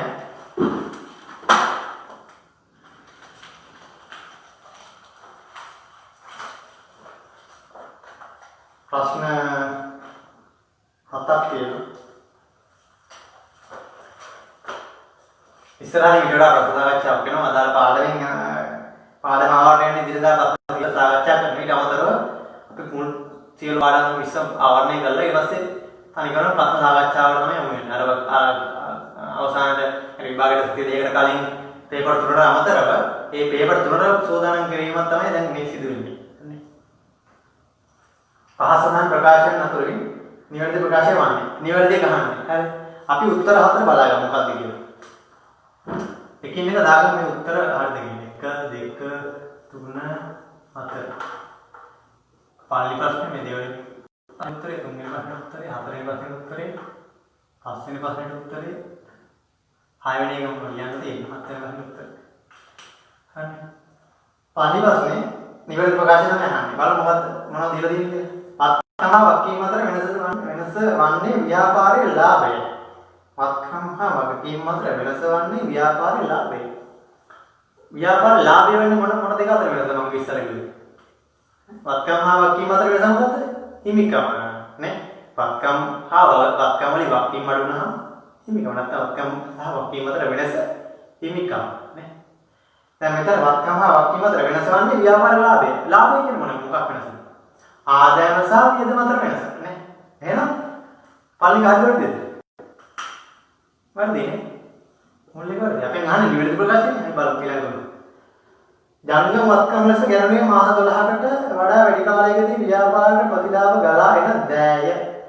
ඔන්නෝගේ හැලී තියෙන වාක්‍ය පොඩ කඩාගෙන අපි බලමු. මේ දිග වැල්වට ආරම් තියෙනවා. බොහොම ලේසියි. හරි. බොහොම ලේසියි. දිග වැල්ලට පතිබඩ පොඩිය මේ කඩාගත්තොත් කොහොමද බලමු මේක කියලා. ජංගම වත්කම් ලෙස ගැනුනේ ජංගම වත්කම් එස ගැනුනේ මාස 12කට වඩා වැඩි කාලයකදී ව්‍යාපාරයට ප්‍රතිලාභ ගලා එන දෑය. ජංගම වත්කම් ප්‍රතිලාභ ගලා එන දෑයටත් හරි. මාස 12කට වඩා වැඩි කාලයකදී ජංගම කියන්නේ මම මොකක්ද කියන්නේ? ජංගම කියවලු. මාස 12කට වඩා අඩු කාලයක් නේ. හොඳටම ප්‍රශ්නේ කියවන්නේ මේ ප්‍රශ්නේ කියවන්නේ. එතකොට ඒකත් වැරදි නේ. ජංගම කියන්නේ මාස 12කට වඩා අඩු කාලයක් නේ. මෙතන තියෙන්නේ මාස 12කට වඩා වැඩි කාලයක්. තුන්වෙනි ජංගම නොවන වගකීම් සඳහා උදාහරණයක් ලෙස බැංකු අයිරාව සැලකිය හැකියි. ජංගම නොවන වගකීම් සඳහා උදාහරණයක් ලෙස බැංකු අයිරාව සැලකිය හැකියි. බැංකු අයිරාව කියන්නේ මොකද්ද? බැංකු අයිරාව කියන එක දන්නේ නැත්නම් මේක උත්තරේ හොයාගන්න බෑ. බැංකු අයිරාව කියන්නේ අපි ව්‍යාපාරයක් කරගෙන යද්දී අපේ ගාව අපි දවසට ලක්ෂ ගණන් ගණන් සිදුන මුදල් එනවා ව්‍යාපාරයට. එහෙම වුණාම අපි ලාස්ට් වෙලා ලක්ෂ ගණන් තියාගන්න බෑ. අපි ඒක නිසා වෙනම බැංකුවේ තැන්පත් නැත්නම් බැංකුවේ ගිණුමක් ආරම්භ කරනවා. ඒක මගින් එක්කෝ චෙක්පත් මගින් ජංගම ගිණුමක් ආරම්භ කරනවා එක්කෝ ජංගම මගින් ඉස්සරහට ඔක්කොම උපකාර සේවාදී කතා කරයි. බැංකුව පාඩමේදී දැන්ට මතක තියාගන්න. ව්‍යාපාරය මුදලින් සියලු ගණන් කරන්න බැරි නිසා විශාල ගණන් සිදුවෙන නිසා ව්‍යාපාර බැංකුවේ ගිණුමක් ආරම්භ කරනවා. ඒ ගිණුමෙන් චෙක්පත් ලියලා අපි වියදම් පියවනවා. අපේ වියදම් දැන් අපේ විදුලි බිල ආවා කියලා රුපියල් 10000 අපි ව්‍යාපාරයේ තියෙන මේ රාජ්‍ය දෙන සල්ලි වලින් ගෙවන්නේ. ඒක අපි කියන අපේම ගිණුමක් තියෙනවා බැංකුවේ. හරි බැංකුවට ගෙනවා මෙන්න අපේ නියෝගයක් දෙනවා. අපේ විදුලි වල මෙච්චරයි අපේ account එකෙන් ඒක ගෙවන්න. විදුලි බල මණ්ඩලයට. හරි අන්න ඒ වගේ. දැන් අපි බැංකුවේ යම්කිසි මුදලක් දාලා තියෙනවා. හරි ඒ බැංකුවේ දාපු යම්කිසි මුදලට වඩා අපි බැංකුවට කියනවා නම් මෙච්චර වේදන් අපි හිතමු දැන් බැංකුවේ අපි දාලා තියෙන රුපියල් 50000ක් කියලා. අපේ සල්ලි අපි බැංකුවේ දාලා ගිණුමක් ආරම්භ කරලා රුපියල් 50000කට. හරිද? බැංකුවේ 50000කට වඩා වියදම් කරනවා. හරිද? අපේ තියෙන රුපියල් 50000 බැංකුවේ නමුත් බැංකුව රුපියල් 60-75000ක් විතර වියදම් කරලා තියෙනවා. එතකොට අපි දාපු ගානට වඩා බැංකුව වැඩි ගන්නදලනේ නේ. නේ? එහෙනම් හරි මොකද්ද? බැංකුව අයිරාව. අන්න ඒකට තමයි කියන්නේ බැංකුව අයිරාව. අපේ තියෙන අපි දාපු ශේෂය වඩා බැංකුව වියදම් කරලා නේ. අපි වෙනුවෙන් වියදම් කරලා. හරිද? අපි වෙනුවෙන් වියදම් කරන්නේ. අපි වෙනුවෙන් වියදම් කරලා නම් ඒකට බැංකුව අයිරාව කියලා කියනවා. හරි. ඒක ඉස්සරහින් අහු වෙනවා අපි. දැන්ට යන්න මොකද යන්නේ මොකද බැංකුව වල කරන්නේ මොකද කියන්නේ. හරිනේ. එතකොට බැංකුව අයිරාව ජංගම නොවනවා කියන්නේ. බැංකුව එක මම කිව්වේ නෑ. දැන් බැංකුව අයිරාව බැංකුවට දැන් අපි කියනවා බැංකුව අපි දාලා තියෙන 50000යි බැංකුව 75000 කියලා අපි වෙන්නේ. 25000ක් අපි ගවන්නවා. බැංකුව කියන්නේ මේක අවුරුද්දකට වැඩි කාලයක් පවත්වා ගන්න ඕන. අවුරුද්දකට අඩු කාලයකදී මේක ගෙවන්න කියලා කියනවා. සාමාන්‍ය මාසික වගේ කාලයකදී අපි ගෙවන්න ඕනේ ඒක අනිවාර්යයෙන්. එහෙනම් මේකත් අනිවාර්යයෙන් ජංගම වක්කීමටද අදාළ වෙනවා. ඒක ඉස්සරහදී තවත් සමීකරණ ගිණුම් කරන ඒක අහු වෙනවා බැංකු සතුන් පාඩමේදී. බැංකුව බැංකු සතුන් කියන ගිණුම් කරන අදාළ පාඩමේදී මේ බැංකු අයිරාව කියන්නේ නිතරම මුණ ගැසෙයි. එතකොට තවදුරටත් පැහැදිලි වෙයි. දැන්ට යන්තම් හිතාගන්න බැංකු අයිරාව කියන්නේ මෙන්න මේක කියලා. හරිනේ. කලින්ල ආදායම් ව්‍යාපාරයේ වක්කීම් ගණයට ගැන්නේ. කලින්ල ආදායම්. මම කිව්වේ කලින්ල ආදායම් කියනවා. දැන් ආදායම් කියනකොට අපිට වාස්තවයක් ගන්නනේ. ඒ කියන්නේ මම කියුවා නිර්වචනයක් ලොකුවට අදාළ කරන්න ඕනේ. ආදායම් කියන්නේ හිමිකම් වැඩි වෙන්න බලපානවා. එහෙමනේ අපි ඉගෙන ගත්තේ හිමිකම් වැඩි වෙන්න බලපාන දෙයක් නේ. අතිරේක ප්‍රාර්ථනය හැරුණාම අනිකුත් හිමිකම් වැඩි වෙන්න බලපාන සියලුම දේවල් ආදායම් කියලා තමයි ගත්තේ. එතකොට කලින්ම ආදායම්. ඒ කියන්නේ දැන් අද හම් වෙන තියෙන ආදායම් අපිට පෙරේද හම් වෙනවා. ඒක කලින්ම හම් වෙනවා නේ. දැන් හෙට හම් වෙන තියෙන එකක් අද හම් වෙනවා. අන්න ඒ වගේ කලින්ම ආදායම් මොකද්ද අපේ? මොන ගණනටද ගන්නේ? දැන් ආදායමක් අපේ හෙට හම් වෙන තියෙනවා. ඒක අපිට අද දීලා. ඒතර අපේ පැත්තේ මේක වගකීමක්. හරි. උන් ඉල්ලුවොත් ඔයාලා මම මේක අනිද්ද දෙන්න ඕනේ. මම අද දුන්නා. ආයෙ දෙන්නක මම ඔය අනිද්දව දෙන්නම් කියලා ආයෙ ඉල්ල ගන්න බැරි කමක් නැහැ. එයා කියනවා දැන් එහෙම ඉඳන් ඔන්න එස් කියන පුද්ගලයාගෙන් අපිට රුපියල් 25000 හම් වෙනවා. හරිද? ඒක හම් වෙනවා දෙසැම්බර් 31 වෙනිදා. 31 වෙනිදා. නමුත් එයා අද සල්ලි දීලා කියනවා හරි ඔයාලා දෙසැම්බර් 31 තමයි මම දෙන්න ඕනේ. නමුත් මම අද ගෙනල්ලා දුන්නා. මං ගා දැන් සල්ලි තියෙන එකයි මං ගෙනල්ලා දුන්නේ කියලා. වැරදිලා හරි. දවසකවත් දෙසැම්බර් 31 දෙදාම දෙන්න ඕනේ. වැරදිලා හරි මෙයා අද දුන්නට මෙයා කියනවා ඔයා දෙසැම්බර් 31 දෙන්න ඕනේ. ඔන්න කායි දෙන්නකෝ මම දෙසැම්බර් 31 ගෙනත් දෙන්නම් කියලා. නැවත ආයෙ හෙට ඇවිල්ලා ගන්න බැරිද? පුළුවන්. ඒ වගේ සම්බන්ධයක් තියෙනවා. අන්න ඒක නිසා මේ ආදායම් කලින් අදගෙන අදාළ දවසට කලින්ම ආදායම් අපි වගකීම් ගන්නට තමයි ගන්නෙ. හරිද? වගකීම් ගන්නට ගන්නෙ. මොනවා කියන්නේ? කලින් ආදායම් කියන්නේ ජංගම වගකීම්. අවුරුද්දකට අඩු කාලයකදී මේක පියවන්න. මේක ඉස්සරහින් තවදුරටත් පැහැදිලි වෙනවා. ඔයාලා දැන් ආදායම් වේදන් කියන එක හිමිකමට වැඩි වෙනවා කියලා හිතා ගන්න වක්කීම් කියන එක අර විදිහට හිතා ගන්න නිර්වචන දාලා. ඒකෝට ඉස්සරහින් සමීකරණ මේ වගේ පාඩම් කතා කරද්දී මේක තවදුරටත් පැහැදිලි වෙනවා. ගාල්ලා ආදායම් අන්නර ආකාරයෙන් අපේ වක්කීම. හරිනේ. එතකොට ඒක හරිනේ. වක්කීම් ගන්න යනවා. ඒක උත්තරේ මොකක්ද? 1/4. 2 පහසන තයාපින් ජංගම වක්කමක් වන්නේ කොහොමද? හරිද? ජංගම වක්කමක් වන්නේ.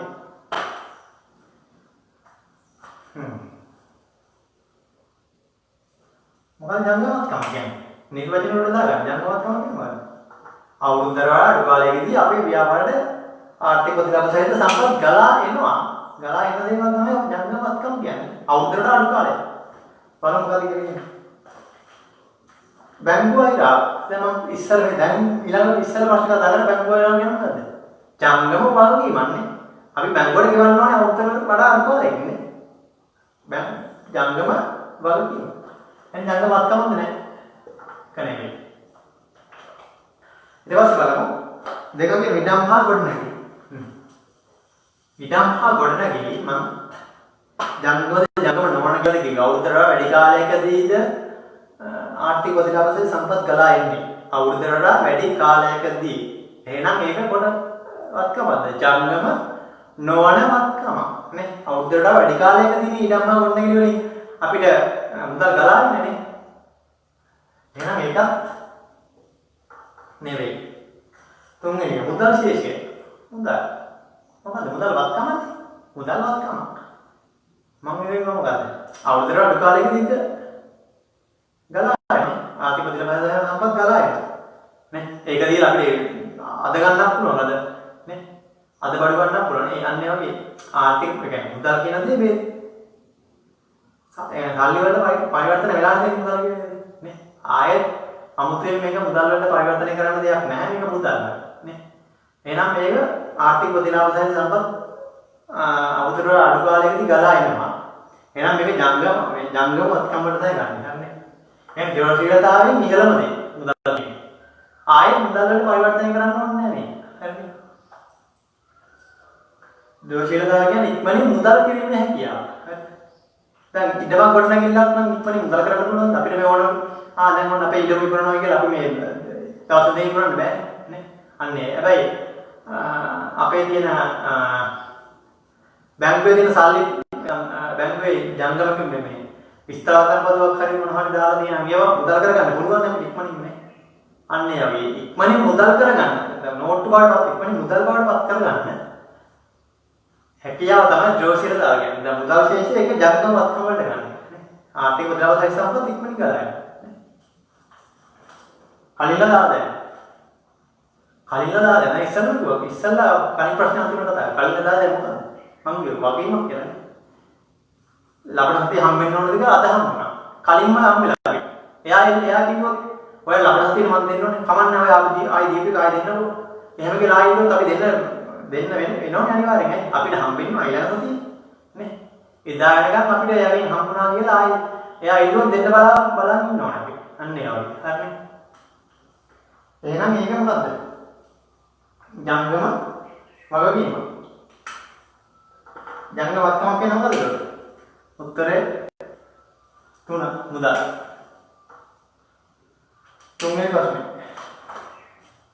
ඉනුකරණයේ ප්‍රධාන අරමුණ වන්නේ මොකද්ද? මුලින්ම කතා කරා. මොකද්ද? මොකක්ද අරමුණ? මුලින්ම කතා කරේ. මොකද්ද? අල්මත් දක්වන පාර්ශවයන්ට ආර්ථික තීරණ ගන්න තොරතුරු සැදීම. බැංකුවේ ලෝන් එක අරන් මතක් කරගන්න. බැංකුවේ ලෝන් එක උදාහරණ ගන්න මතක් කරේ. මම වෙනම දෙපැත්තට ගහලා මතක් කරා උදාහරණේ. බොහොම සරලයි. හරිනේ. ඒ උදාහරණ උදෙන්න ඕන. දැන් ව්‍යාපාර අරමුණ ගාව බැංකුවේ ලෝන් එක මතක් වෙනවා. අන්න ඒ වගේ. හරිද? හරිනේ. ගිණුම් කරන්නේ ප්‍රධාන අරමුණ. කියව ගමන් බැංකුවේ ලෝන් එක මතක් වෙනවා නම් මේ පාඩම නියමට දාගන්නවා දී. විභාගයේ විශේෂම වයන්න යන්නේ.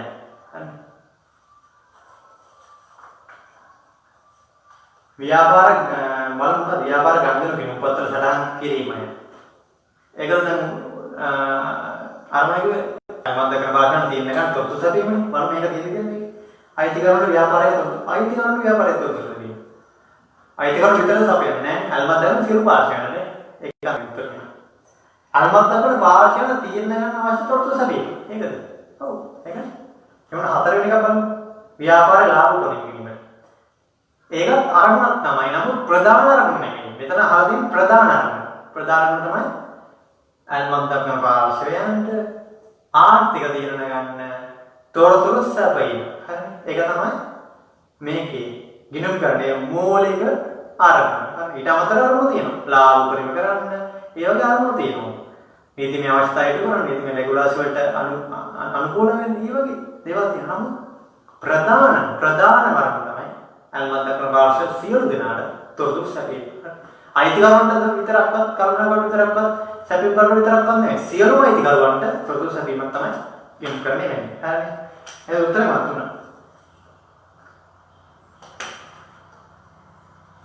හතරවෙනි එක පහසුවෙන් දයාතුරින් ජංගමවත්කම් සඳහා අදාළ නොවන්නේ මොකක්ද? මේ ජංගේ දැන් ඉස්සෙල්ලා කිව්වා ජංගමවත්කම් කියන්නේ. මාස 12කට වඩා අඩු කාලයක් නේ. බලන්න මාස 12කට වඩා අඩු කාලයක් සඳහා අදාළ නොවන්නේ මොනවද? මාස 12කට ජංගමවත්කම් සඳහා මේ නිබඳින අහලා තියෙන්නේ. ඒ කියන්නේ පැහැදිලිවම අහලා ජංගමවත්කම් සඳහා අදාළ නොවන්නේ. බලන්න මොකද කියන්නේ? මාස 12කට කාලයකදී ව්‍යාපාරයට ආර්ථික ප්‍රතිලාභ ගලන්නේ නැහැ. හරිද? මාස 12කට කාලයකදී කාලයකදී එහෙනම් ඒක හරිද? හරි. අදාළ නොවන්නේ හරිද? බලන්න. එතකොට ඒක හරි. බලන්න. අතීත ගනුදෙනුවක ප්‍රතිඵලයක් ලෙස සිදු වූවකි. ඕද නැද්ද? ඔව්. මුලින්ම කියන්නේ වත්කම නිර්වචනය කොටස් තුනකට දාලා මම කිව්වා මුල් එක අද ගණක ප්‍රතිඵලයක් ලෙස සිදුවකි. ඒක ජංගම නෝනද මොන එකක් වුණා. වත්කම් නම් ඒක අදාළමයි අනිවාර්යයෙන්. හරිනේ. ඒක මම මුලින්ම කිව්වා. ඒකත් හරියි. වර්තමානයේ ව්‍යාපාරයේ බැඳීමක් වීම. බැඳීමක්ද මේක? නෑ. වත්කම නම් මොකද්ද? ව්‍යාපාරේ පාලනයක් වෙනවා. ව්‍යාපාරට අයිතියක් තියෙනනේ වර්තමානයේ මේ වත්කමනේ. බැඳීම නම් මොකද? ඒක වත්කීමක්. එහෙනම් මොකද? ඒක වැරදි. වටිනාකම විශ්වාසදායක තමයි යන්නේ. ඔව් දැන් මම වටිනාකම විශ්වාසදායක තමයි කියනවා. කියන්නේ වටිනාකම අදාළ වත්කමේ වටිනාකම නිශ්චිතව විශ්වාසදායක තමයි ඉන්න පුළුවන් වෙනවනේ කියන්නේ. කොච්චර රුපියල් 50000 රුපියල් 20000 රුපියල් 100යි අන්න ඒ වගේ ගාණක් කියන්න පුළුවන් වෙනවා හරියට. විශ්වාසදායක වටිනාකම මනින්න පුළුවන් වෙනවා. ගාණක් කියන්න පුළුවන් වෙනවා. හරිද? අන්න ඒ වගේ. දැන් මේක රුපියල් 85 කියලා හරියටම කියන්න පුළුවන් වෙනවා. අන්න ඒ වගේ. නේ? නැත්නම් ඔක රුපියල් 60ක් 90 ගාණක් වෙන්නේ නැති. එහෙම නෙමෙයි. වටිනාකම විශ්වාසදායක තමයි ඉන්න පුළුවන් වෙනවා. මේක 85 නම් 85. 85 750 හරියට විතර වටිනාකම මයින්න පුළුවන් වෙනවා. නැත්නම් කියන බෑ. ඔය 50 100 අතර ගාණක් වෙන්නේ නැති. එහෙම නෙමෙයි. එහෙම. හරියට විශ්වාසදායකව මයින්න පුළුවන් වෙනවා. හරිනේ. එහෙනම් හතරවෙනි එකත් උත්තරේ හරි. මොකද උත්තරේ? 3.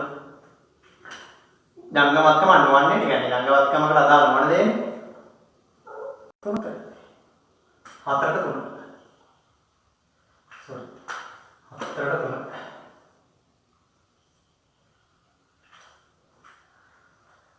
පස්වෙනි එක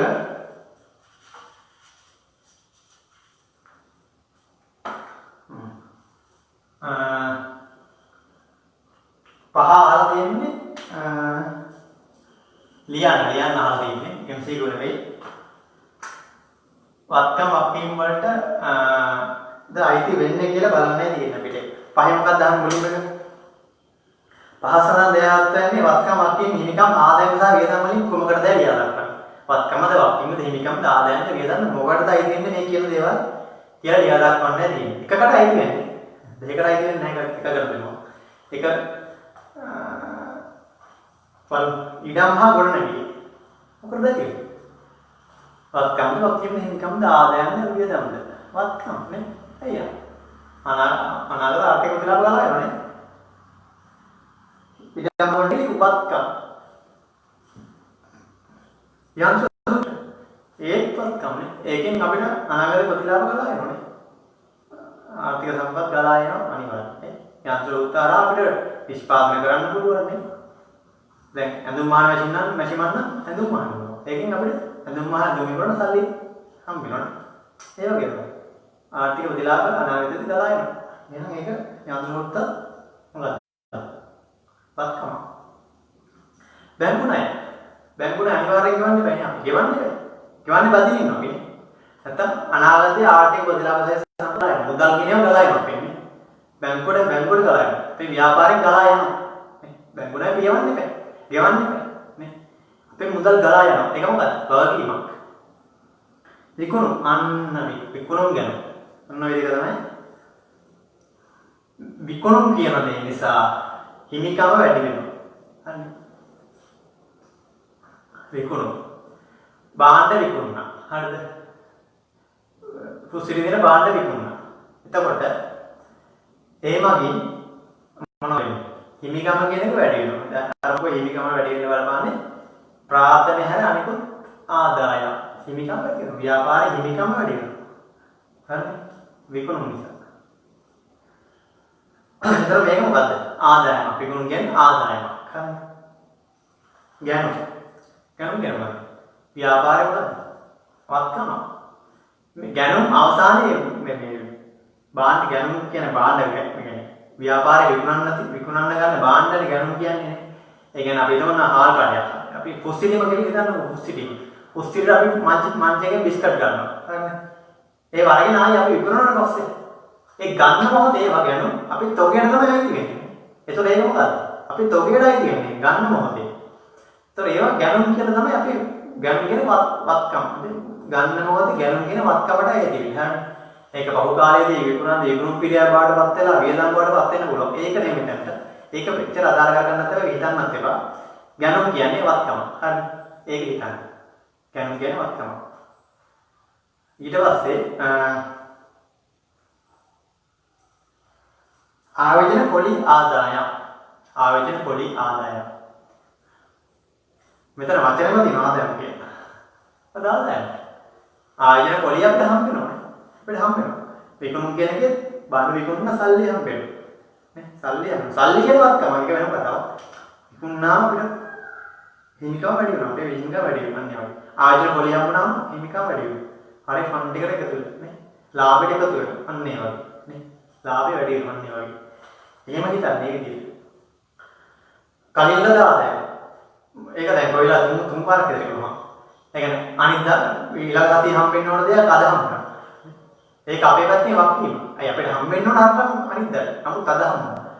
අර ආයෙ කිලිලොත් ඔයාලා මම අනිද්දාම දෙන්න ඕනේ. ඔය ඉසාලි ටික ආයෙ දෙන්නකො මම ආයෙ අනිද්දාම ගෙනත් දෙන්නම් කියලා ඊළොත් අපි දෙන්න බැදින්නේ. මොකද අපේ ඩේට් එක තියෙන අනිද්දා. ඒක දැන් කලින්ද ආදායම. හරිනේ. ඒතර ඒක වගකීම. පස්සේ එක හරි. ඉදම් හගොන්නගේ වත්කම්, යන්ත්‍ර සූත්‍ර වත්කම්, බැංකු ණය වත්කම්, විකුණුම් ආදායම්, ගැනුම් වියදම්, ආයෝජන පොලි ආදායම්, කලින්ද ආදායම් වගේ. හරිනේ. ව්‍යාපාර කටයුතු කෙරෙහි උනන්දුවක් දක්වන පාර්ශවයන්හි අරමුණු කිහිපයක් පහත් දැක්වේ. මේක මුල් පාඩම් වලට අයිති වෙන්නේ. මේක දැන් මම හැමදාම ප්‍රශ්න හදද්දී මුල් පාඩම් වලින් එකක් දෙයක් දානවා. එතකොට මුල් පාඩම් ටික පොඩ්ඩක් යවත් කාලම වෙනවනේ. ඒකයි.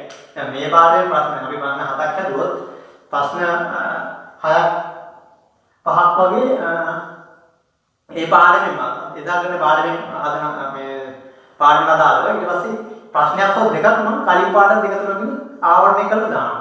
එතකොට අර කලින් පාඩම නැවත පොඩ්ඩක් යවත් කාලම වෙනවනේ. ඒකයි. හරි. ඉස්සරහදී මේක දීර්ඝව තනිකරම ප්‍රශ්න සාකච්ඡාවක් සිදු වෙනවා. ඒකට අමතරව මම ඉදිරියදා මේ පොඩි ප්‍රශ්න කිහිපයක් ඒ පාඩමෙන් ඊට පස්සේ කලින් පාඩම් දෙක තුනකුත් ආවරණය කරනවා. 27 වෙනිදාට තනිකරම ප්‍රශ්න සාකච්ඡාව මුල් පාඩම් වලින් විතරයි. එදානම් කරපු පාඩම් වලින් 27 වෙනිදාට සම්පූර්ණ ප්‍රශ්න සාකච්ඡාවක් යනවා. ඒකෙදි සම්පූර්ණ මුල් පාඩම් දැන් මේ තාක් කරනවා 27 වෙනිදා වෙනකම් කරමු මුල් සියලුම පාඩම් ටික නැවතත් යවත් කාලේ කරනවා. ඒ වෙනකම් එදිනදා මම මේ වගේ යවත් කරන්න කරා. ඒතකොට ඔයාලා සබ්ජෙක්ට් එකේ ටච් එකේ ඉන්න මේ සබ්ජෙක්ට් එකේ. අන්න ඒක. හය ව්‍යාපාර කටයුතු කෙරෙහි උනන්දුවක් දක්වන පාර්ශවයන්හි අරුම වේගයක් පහත් දෙකේ. මොනවද මේ අරමුණ? මේක වාස්තව ප්‍රශ්නයක් මේ දෙකම. ඒ සාධාරණ ප්‍රතිඵල ලබා ගැනීම B බදු අය කර ගැනීම C අඛණ්ඩ වෙනම ලබා ගැනීම. මොකක්ද අහන්නේ බලන්න. ඉහත ABC යන අරමුණු එය අරමුණු මා තියලා දෙන්නේ. ඒක ඉටු කරගන්න උනන්දුවක් දක්වන පාර්ශ්ව පිළිවෙලින් අහන්නේ. හරිද? පිළිවෙලින් අහන්නේ. හොඳට මතක තියාගන්න පිළිවෙලින්. මේක පටලවන්න දෙන්න පුළුවන් පාර්ශ්ව තුනක්. නමුත් ඒක උත්තරේ පිළිවෙලින් දෙන උත්තරේ විතරයි හරි උත්තරේ. හරිද?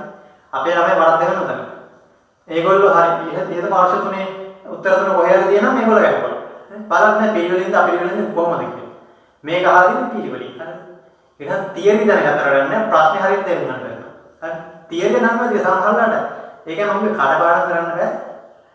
එකක් කඩපාඩම් කරලා අපිට හරියට ප්‍රශ්නෙට උත්තර ලියන්න බෑ. එකක් තියරි දැනගත්ත බලයෙන් ප්‍රශ්නෙට උත්තර ලියන්න බෑ. ඇයි? ප්‍රශ්නේ හරියට තේරුම් ගන්න ඕනේ. මේ අහලා තියෙන්නේ මේක නෙවෙයි කියලා. අන්න ඒ වගේ.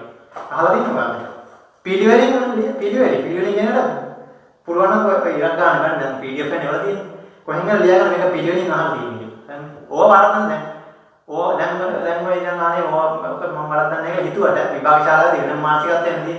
ඒක ගිහිල්ලා වෙන දේවල් කරන්නේ. එක ඊළඟ ප්‍රශ්නේ අමාරු නම් ඒක ඉරි ගහගෙන කරනවා. ඊළඟ ප්‍රශ්නේ මානසික වැඩන ඊළඟ ප්‍රශ්නේ දන්න දේ කරනවා. ඒ වගේ. ඒ නිසා බොහොම කල්පනාවෙන් මේ ප්‍රශ්න පත්‍රය කියවලා උත්තර ලියන්න ඕනේ. උඩ 100ක් විෂය කරුණු දැනන් කියත් ප්‍රශ්න පත්‍රයේ එන ප්‍රශ්න තේරුම් ගෙන හරියට උත්තර මේ වරගෙන බෑ වැඩන්නේ. ඒකයි. අහන්නේ පිළිවෙලින් දැක්කන පිටුතර. හරි. සේවකයෝ රාජ්‍ය සැපින් වර්ගෝ. හරි. ඒ කියනක මොන පාර්ශ්වයේද අවධානය යොමු කරන්නේ? මේක මොන පාඩමෙන්ද? මුල් පාඩමේ අල්පක් දක්වන පාර්ශ්වවල. හරිනේ. සාධාරණ වැටුපක් ලබා ගන්න. වැටුපක් ලබා ගන්න කොහොමද? ව්‍යාපාරයෙන් වැටුපක් ලබා ගන්න. දැන් ඔයාලා අයලා ඔයාලා ජොබ් එකක් කරනවා. ඒකේ වැටුපක් ගන්නවා. මේක මොකද? ඒ ව්‍යාපාරය පැත්තෙන් ඔයාලා අයලා කරලා කොහොමද? සේවකයෝනේ. මේ අන්නේ. සේවක තමයි ව්‍යාපාරයක් අනුමත ගන්න. හරි. බලමු සේවකයෙක් කියන්නේ මොකද කියලා. එකේ දෙක දෙකේ තුනේ තියෙනවා. හරි. කරුණා කරෝ නෙවෙයි. කරුණා කරෝ කියන්නේ මොකද? කරුණා කරොත් කම්කිසි වේතනයක් ගන්නෙ නම් වේතනයක් වුණා. වැටුපරට වේතනය කියලා කියන්නේ. නමුත් ඔවුන්ගේ අල්මත් දක්වන්නේ මුලින්ම හේතුව මොකද? කරුණා කරන් තීරණය ගන්න. හරිනේ. වුණු තටුපක් ගන්නවා නමුත් ප්‍රධාන වශයෙන්ම සාධාරණ වැටුපක් ගන්න අවධානය යොමු කරන සේවකයෝ. හරි. කරුණා කරන මූලික වශයෙන් අවධානය යොමු කරන්නේ ඒකම මුල් පාඩේ පැහැදිලි කරා. කරුණා කරන් තීරණය ගන්න. හරි. ඊට පස්සේ රාජ්‍ය ඊට පස්සේ බලමු B එක බදු අය කරගෙන ඉන්න. බදු අය කරන්නේ කොහොමද? ඈ? ව්‍යාපාරේ බදු අය කරන්නේ කොහොමද? රාජ්‍යනේ. කප්පන් කතාවල් නේ විතර බදු අය කියනවා තියෙන්නේ. රාජ්‍ය ගන්න බදු හරිනේ. බදු අය කරගෙන ඉන්න. එතන බදු අය කරන රාජ්‍ය ගන්න. ඊතර බලමු සේවකයෝ රාජ්‍ය දෙවෙනි එක. සේවක එකට සේවකයෝ දෙකට රාජ්‍ය තුනට බලමු. A B C තුනට බලමු. අඛණ්ඩ වැනුම් ලබා ගැනීම. අඛණ්ඩ වැනුම් ලබා ගන්න. කවුද? වැනුම් ලබා ගන්න කවුද? දැන් අපි වැනුම් කරන්නේ කාටද? මේක ගෙනත් දාපන් කියලා. මේ ගේනවා මේක ගේන්න. දැන් මංචිකට හරි. මට මෙච්චර බිස්කට් ඕන. මට මෙච්චර සතියක බිස්කට් ඕන. අපි අනුමත දෙන්න ඒගොල්ලන්ට. ඒගොල්ලෝ ඒතර අපෙන් අනුම ලබා ගන්නනේ. අපි ඒගොල්ලන්ට අනුමත දෙනවා. මංචි එක අපෙන් අනුම ලබා ගන්න. ඒක මංචි එක කොහොමද අපි සැපුම් කරන්නේ? බාහන්න සැපෙන් නැටි. අන්නේ වගේ. අනුම ලබා ගන්නේ සැපුම් කරු. හරිනේ. කවුද සැප කරු? උදාහරණයක් විදිහට මංචි එක ඔලුව තියාගන්න. පුස්තිටියේ මංචි එකෙන් බඩු ගන්නත් දාන්න. මංචි එක තමයි අපි සැපුම් කරු. සැපුම් කරුවා.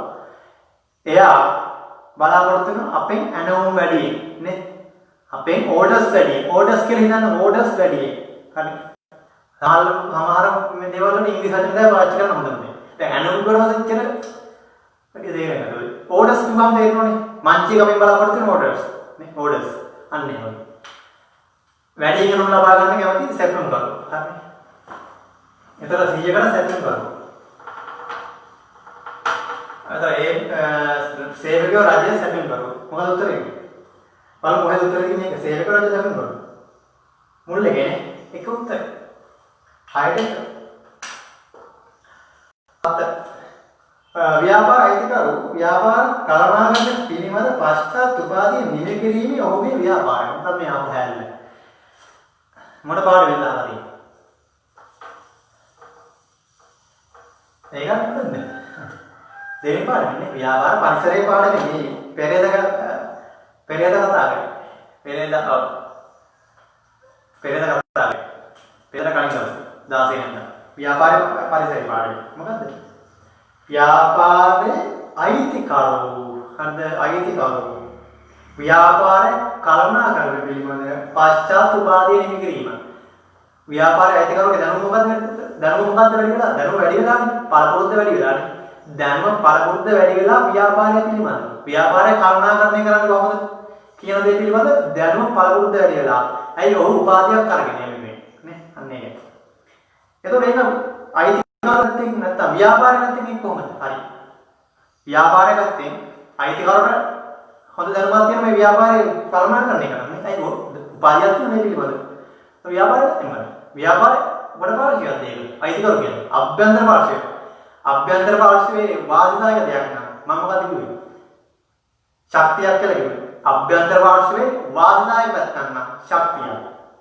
අභ්‍යන්තර පාර්ශ්වයේ අවාසිදායක පැත්තක් නම් දුර්වලතාවය. බාහිර පාර්ශ්වයන්ගේ වාසිදායක පැත්තක් නම් අවස්ථාව. බාහිර පාර්ශ්වයන්ගේ අවාසිදායක පැත්තක් නම් තර්ජනය. හරි දැන් මෙතන මොන පාර්ශ්වයද? අභ්‍යන්තර පාර්ශ්වයේ කවුද අයිතිකරුවෝ? එයාගේ මොන දෙයක්ද මේ? වාසිදායක දෙයක් නේ. ඇයි? ඔහුට උපාධියක් තියෙනවා. දැනුම පළපුරුදු වැඩි. ව්‍යාපාරෙ මෙහෙවන්න නේ. මොකද්ද ඒකට? ඒක මොකද්ද? ඔයගොල්ලෝ ශක්තිය. ශක්තිය. මේක ව්‍යාපාරයකට ඇතුළෙන්ම නැ දෙයක්. ශක්තිය. එතකොට උත්තරේ මොකද? එක 7ට 1 ඔන්නොච්ච. බොහොම සරලයි මේ වගේ මේ උදාහරණ මාර්ගෙන් මම මේ තියරි කියන විෂය ගිණුම් ගන්න විෂය කියන විදිහට කඩපාඩම් කරන්න බෑමයි. කොහෙන්ද විභාගෙ අමාරු පාස් වෙන කඩපාඩම් කරලා.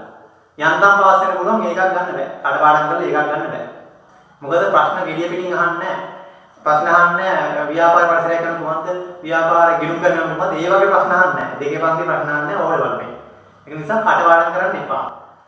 උදාහරණ තියාගන්න අද කරපු පාඩමේ උදාහරණ ටික සමහරවිට මේ උදාහරණ ඊට පස්සේ හරිම ලේසි නේද? මොන කොහෙන් යහුවත් උත්තරේ මේ ලියන්න පුළුවන්. ඒකයි. උදාහරණ වලින් ඒතර ප්‍රශ්න කියවම උදාහරණ වලින් එනවා. හරි ඒක නිසා මේ උදාහරණ මාර්ගයෙන් අපි ඉගෙන ගන්නවා. අපි මේ එකක් ගන්නවා. මේක පාඨශීලීව කරපු දෙයක් නේ.